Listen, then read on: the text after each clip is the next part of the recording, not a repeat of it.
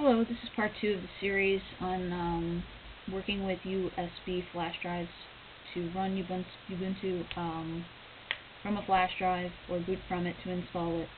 The reason I'm covering this part's actually going to cover a setup to boot VMware to USB. This isn't particular to all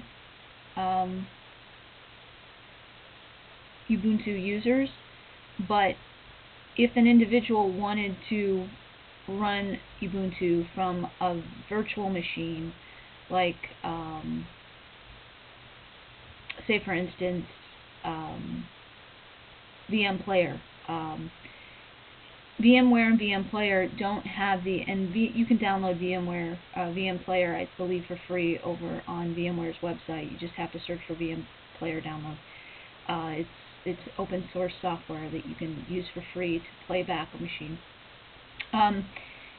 If you wanted to play around with Ubuntu directly in your Windows install, or use it as a virtual machine for a while and get used to it and see what you could do with it, and drag and drop from your Windows machine to the other machine, you're going to need to know how to boot to USB, because VMPlayer and VMware Workstation, I think up until 10, did not have natively the ability to boot off of a USB drive.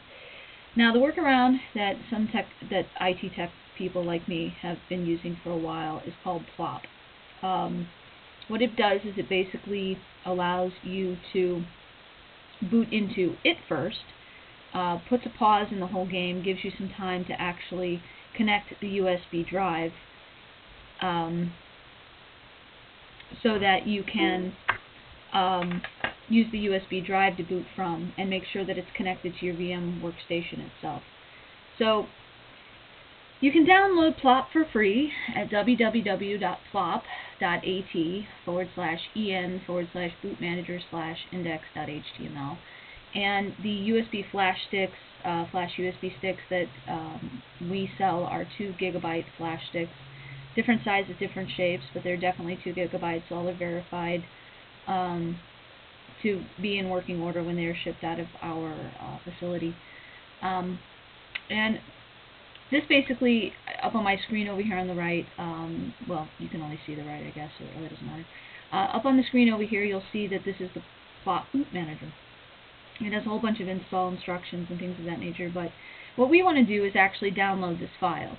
Now, I don't want the test one. I'm going to take the 5014, simply because usually test versions are kind of buggy.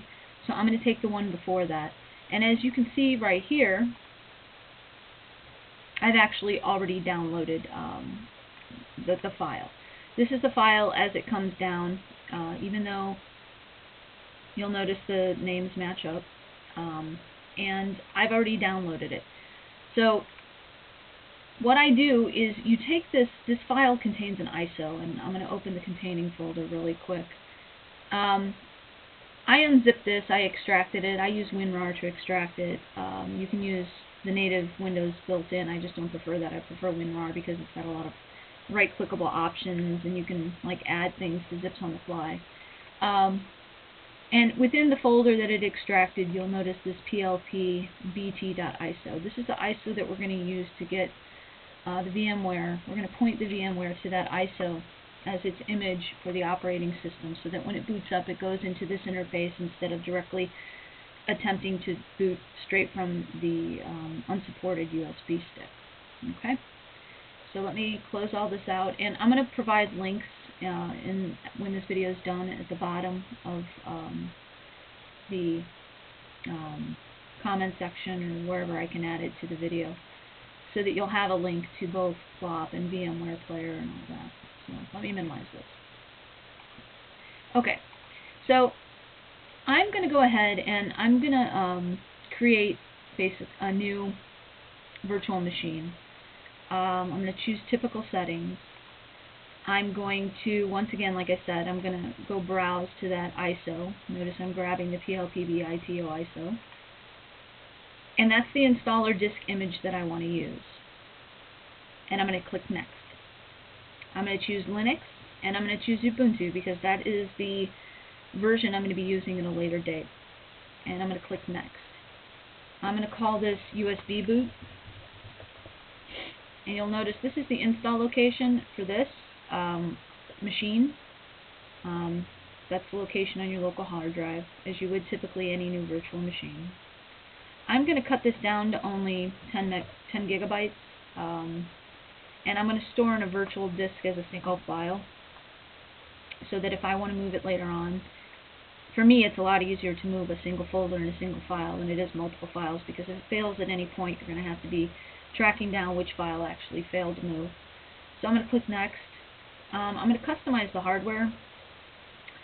And in here, I just want to make sure that everything's set. I actually have one processor with 2 cores. I'm going to let it stay at 1 gigabyte of memory. And I don't think I need to change anything else in here. Okay. So you'll notice that the check button is automatically set standard power on this virtual machine after creation. I'm going to click Finish, and it's going to power on the USB boot. And at this point, my USB device is not connected yet.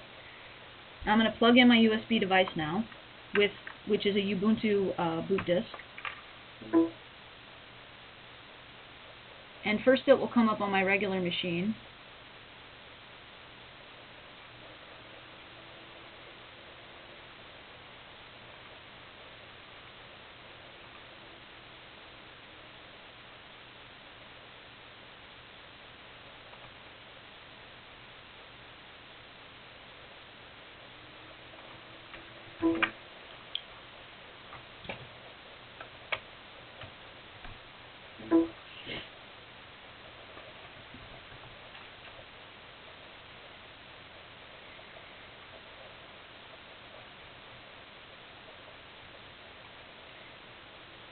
Normally, it will come up on my machine. I may have ejected it wrong the last time, because my machine was running on batteries, so it probably shut down and didn't eject it right, and when I ejected it before, it did something goofy. So I'm going to pause this until I can repair the drive, and then I will reconnect. And that's another thing that you do need to know. When you have a USB flash stick, you can't just pull it out of the side of the computer, because it can become corrupt. So if you have ever done that and you wondered why you lost the contents of your entire USB, that's why, because you didn't eject it before you removed it. You have to cut the power to the device, or else it still tries to read and write from the device itself. So give me a second and I'll just be back in a moment. Okay, I did a little quick disk repair on it using Windows Management Console. And it looks to be fine now. So, but in order to avoid problems like that with your USB sticks, what you should always do is choose, right-click and choose Eject from inside my computer. That way you don't have any problems with your USB devices. And you can get to that directly by right-clicking your device and choosing Eject. I'm not going to do that now, but that is how you can avoid problems with your USB sticks in the future. Okay, now I'm going to attach the